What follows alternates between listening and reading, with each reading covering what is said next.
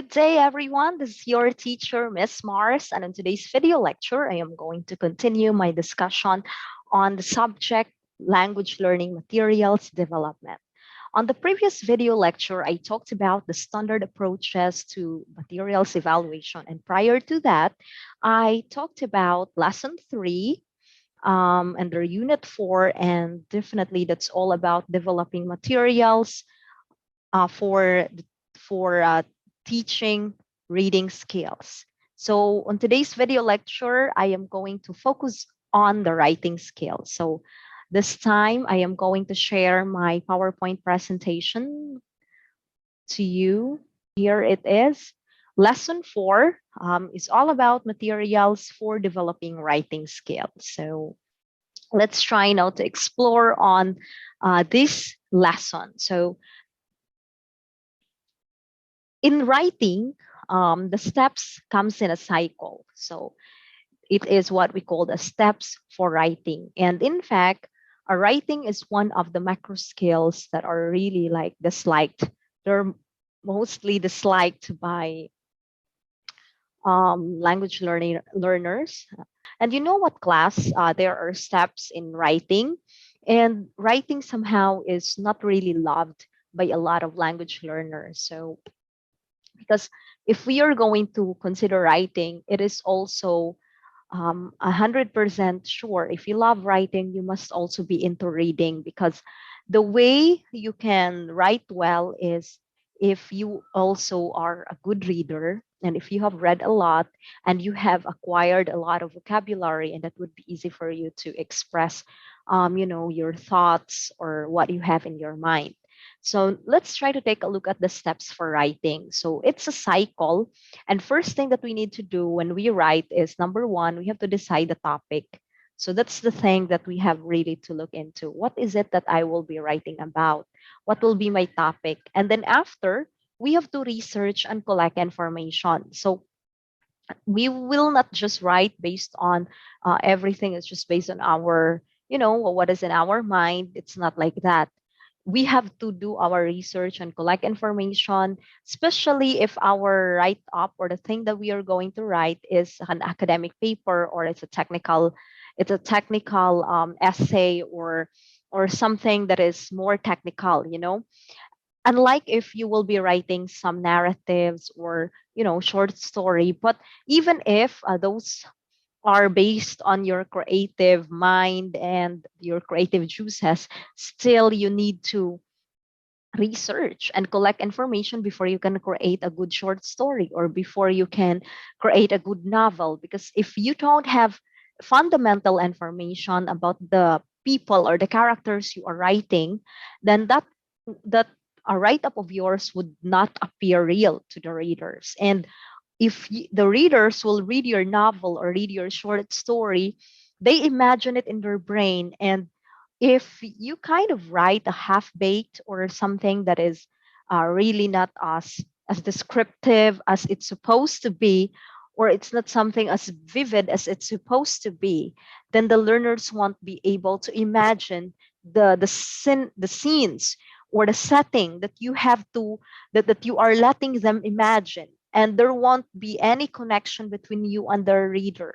So what I am telling you is research and collect information. This is the next step after you decide the topic, regardless if what you are writing, it's either a literary or non-literary piece.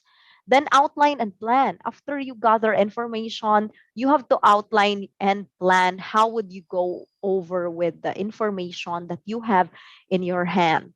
And next, start writing by a simple draft. Here you can do some free writing or doing some creating draft, and then just let your thoughts and the things you have there in your mind keep going, let it flow, and keep writing.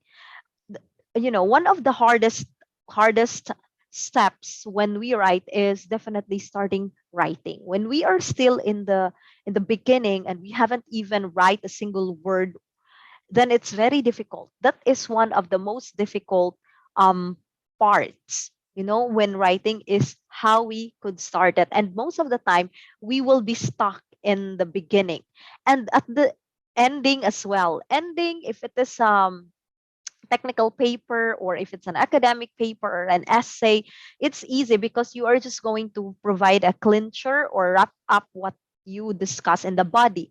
But if it is a sort of um, literary text, it's a short story or novel, then you have to really think of a very good ending that would be remarkable to your readers.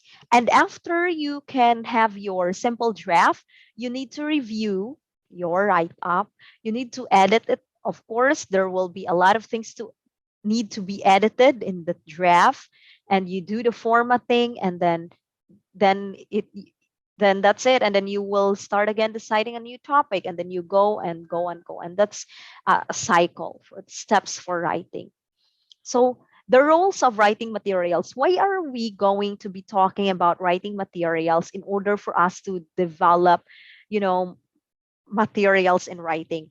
Because the materials, the course books or writing materials that we have is very important in the teaching of writing. That's why we have to consider how we can develop, or what could be done in order for us to develop, and what are its roles, what are the roles of these materials. So materials are used to, number one, they provide stimulus to writing. When we say stimulus, it gives you a spark, or it pushes you, being the writer, to write because you have a good material.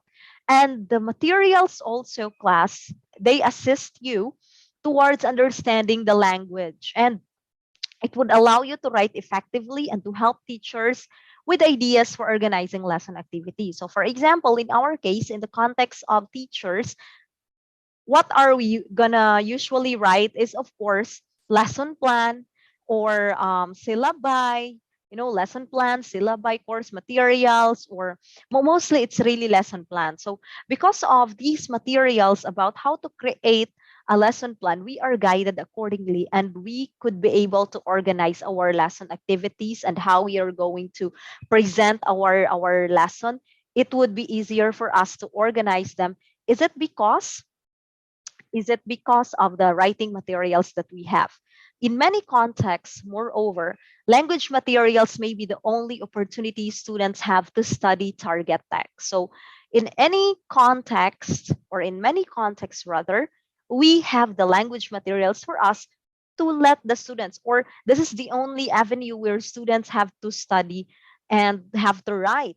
Imagine if without writing materials or without language materials, there won't be any avenue where students will be asked to write, right? So who would ask for them to write an email and would teach them how to create an email, or the letters, business letter, personal letter, whatever, what kind of letter it is. It could be letter of intent, okay, application letter, so things like that.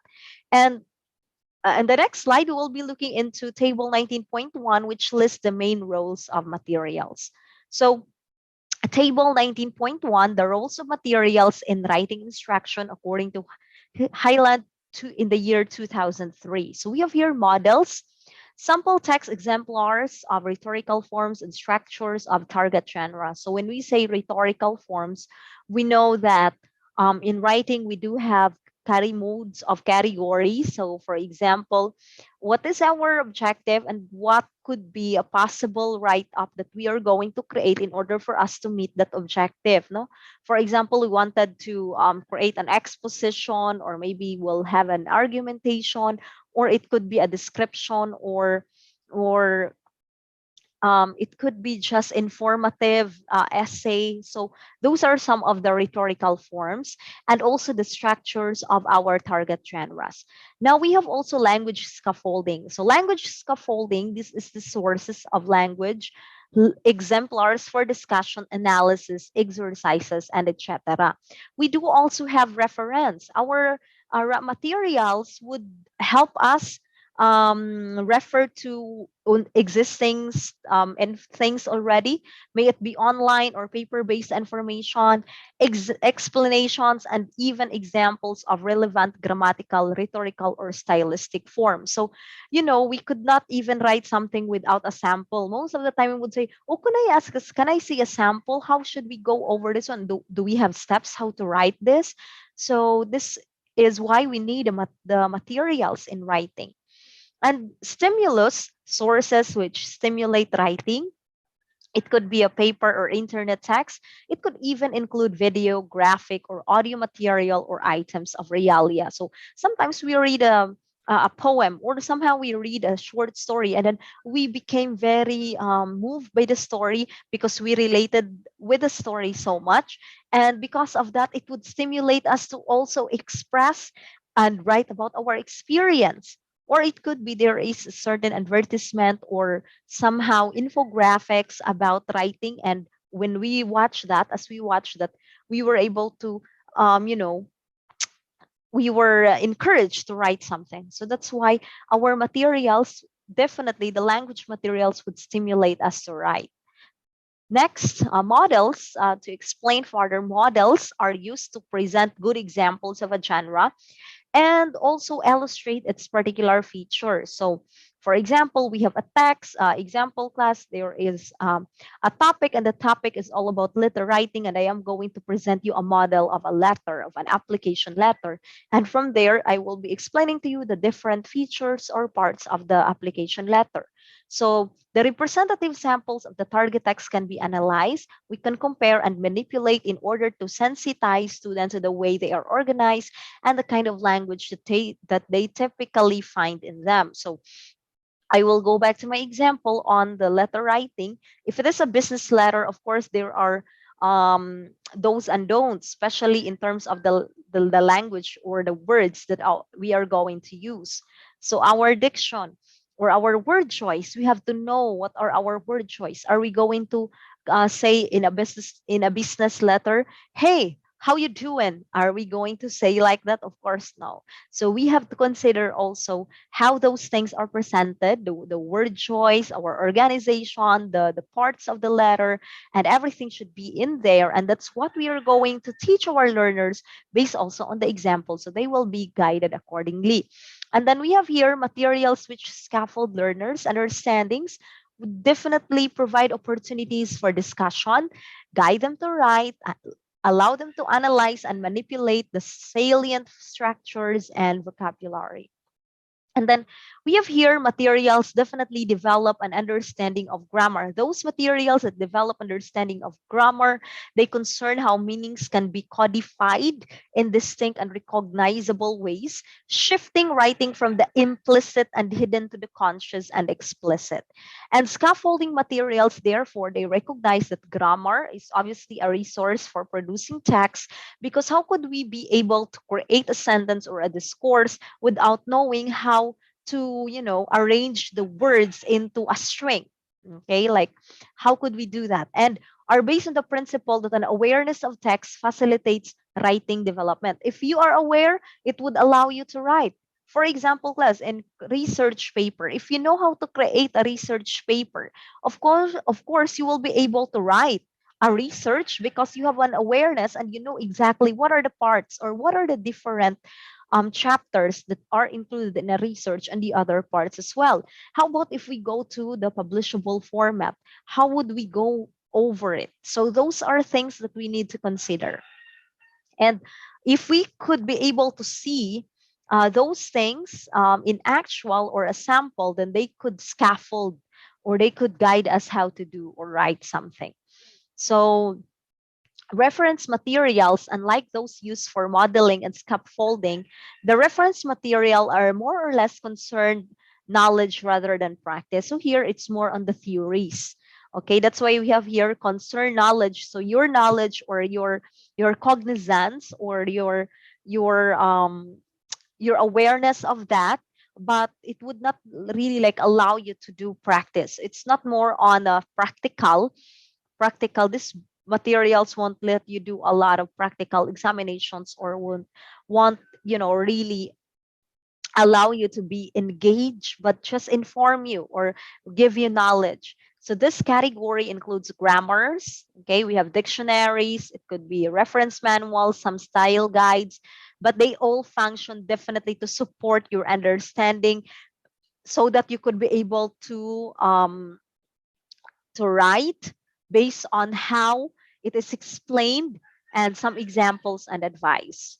So stimulus materials, those are things that commonly used to involve learners in thinking about and using language by provoking ideas. So they encourage definitely connections, and they would allow us to develop topics in ways that allow them to articulate their thoughts. The stimulus materials is more on the action.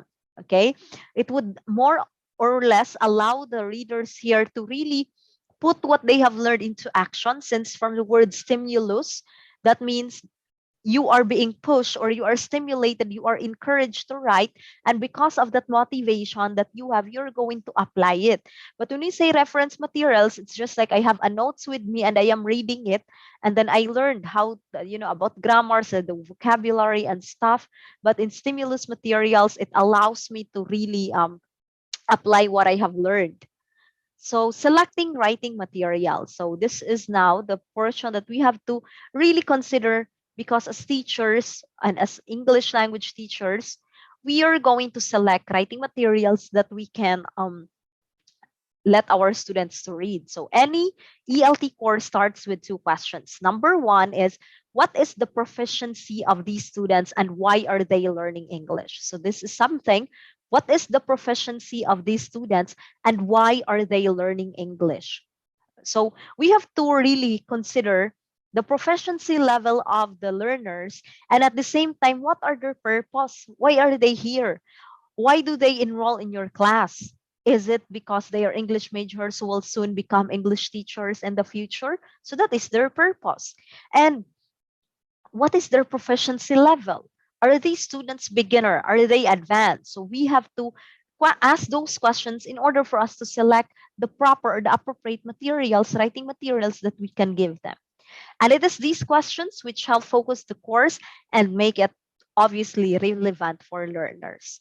So we have here table 19.2, families of text types. Now, text types, you have exchanges.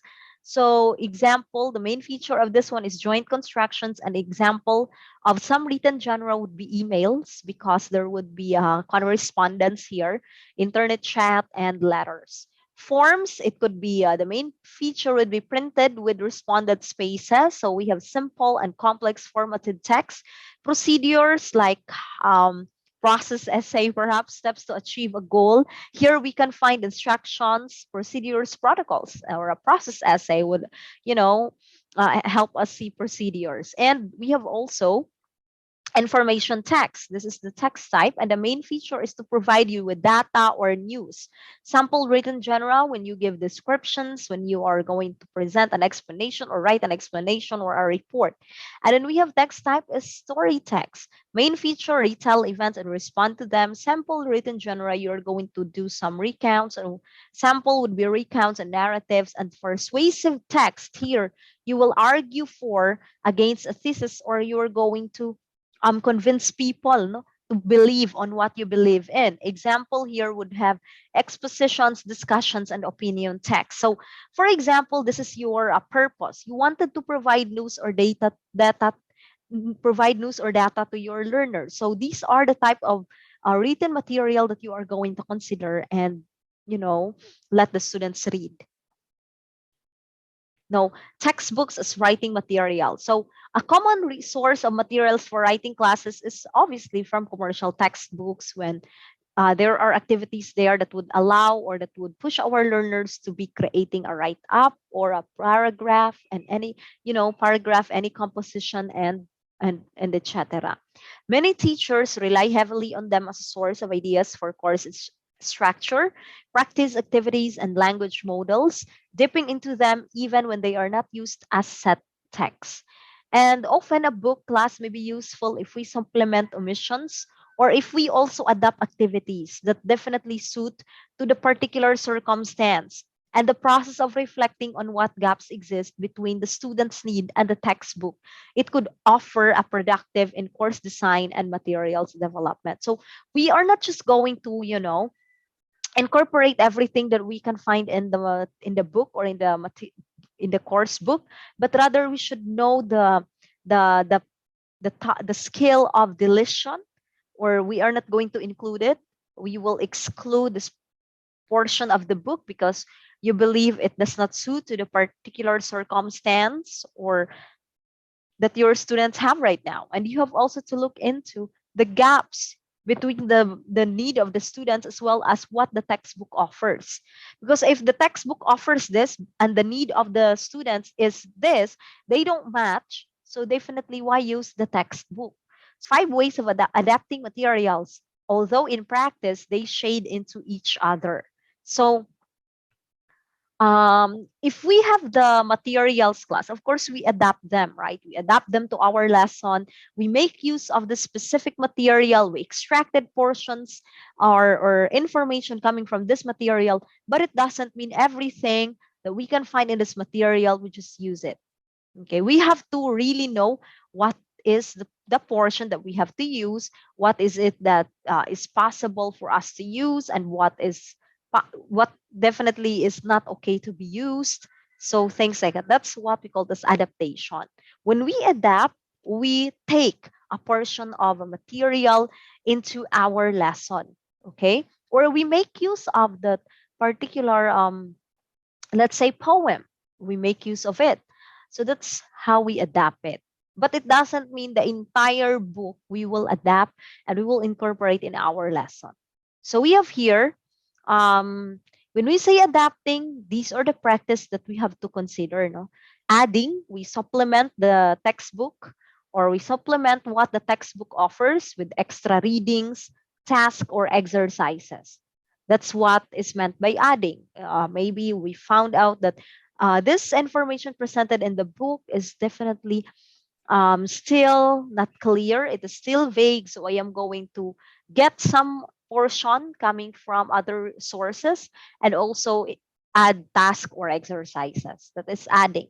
Next is deleting, omitting repetitive. And we also omit irrelevant, potentially unhelpful or difficult items. If the item is too difficult, then why are we going to put our students in a rigorous or in a not so friendly language learning environment, right? And we also have to modifying, we rewrite rubrics, examples, activities, or explanations to improve relevance, impact, or clarity of the topic. Simplifying, we rewrite to reduce the difficulty of task. Okay, we explain it or we give instruction. So we simplify the our purpose of simplifying is to make things difficult into simple, or to make complicated things into simpler things and easier for our students to really follow. For example, if our if this topic is too technical, you could convert it into more or less a layman, okay, so that our students who are not could not be able to grasp those very technical words or expressions, they would be able to understand it because we are using layman's term. And then reordering, we could even change the sequence of units, okay, the activities that would fit more coherently with our course goals. So we don't really have to really follow it, step by step or based on the order, but we can change the sequence, okay, depending on does it really fit with our course goals. And then we have here the internet and writing materials. So the internet class has been credited with offering teachers a number of advantages, according to Zhao in 2005. And perhaps among the most relevant for writing teachers are that in fact, in the internet, it's easier for us to look for materials about writing, and it's also easier for us to share our ideas. And we can do it through blogging, and that's already one way of sharing. So the internet offers access to a massive supply of authentic print, image, and video materials, and it provides opportunities for student written communication. And not only with the classmates, but even beyond. I remembered when I was asked to teach creative writing, I let my students um, definitely post their short stories, their collection, or the short stories they've written in WordPress, and they created their own blogging website. And from there, they exchange their pieces, and they interact with one another. And if ever there will be other people coming from other countries, or even within the country, they could be able to access and also be entertained with those short stories they posted online. and offers practice in new genres and writing process, obviously. Now our lives are obviously really run by internet, social media. We could not deny the fact that we depend so much on internet, especially now because of the pandemic. So we don't really get to have a lot of, face-to-face meeting, and everything is probably more or less done online. And then encourages collaborative research and writing projects. For example, through Google Forms, we can collaborate, using, just Google Docs. We can collaborate using the Google Sheets and even Google Slides. So many, because it's easier. As long as you will share the file and you would allow the person to edit, you could be collaborative here. And then fifth, generates immediate automated feedback and evaluative comments. So there are things like that when you are going to submit something, and automatically you will just be sent, you will, receive a message saying your response has been recorded. That is an automated feedback and some evaluative comments as well. Offer students as you write computer-based grammar and spell checkers, example, Grammarly, grammar man. So we can just easily check really if we commit errors in grammar. You can use those platforms so that you wouldn't be having any problem with your write-ups. And then we have provide student with access to dictionaries. Just one click, you will be directed to Merriam-Webster, Oxford. So no need really to buy those, very heavy dictionary. You can just have it, you can have them on your phone, and you can check the application and type the word, and you don't need to scan. Okay, you don't need to scan the word and get its meaning. So enables teachers to manage learning websites and to collect activities and readings together with blogs, assignments, etc., and to track and analyze student errors and behaviors. So this is what we are doing in our Google Classroom. But not only that, if I am going to assign you or to let you create a website of your own, you can also do that. And it would be easier for me to check also, okay, to track and analyze your error. And then facilitates opportunities for students to publish and have a wider audience who could read, the write-ups. So the internet is obviously an excellent source of materials to develop writing. It is also an excellent, avenue or platform for us to share what we have written. So it is now used by teachers than textbooks. And that's true. Even you guys, students, you don't really like get the book and then flip the pages and, look at the information that you are looking at. But now it does not work like that. What we do is just type the question or keywords, and then boom, we got it, right? And then we can have sites such as Dave's Internet Cafe. You can check it out, www.eslcafe.com. We have the BBC as well. Those are really good, resources for us English teachers. We could have their discussion groups and writing exercises for L2 students. So that's it for developing materials for writing skills. And I hope you guys were able to learn a thing or two from this lecture. So anyway, thank you very much for joining me today. And I will see you on my next one. Bye, everyone. Keep safe. God bless. Bye-bye.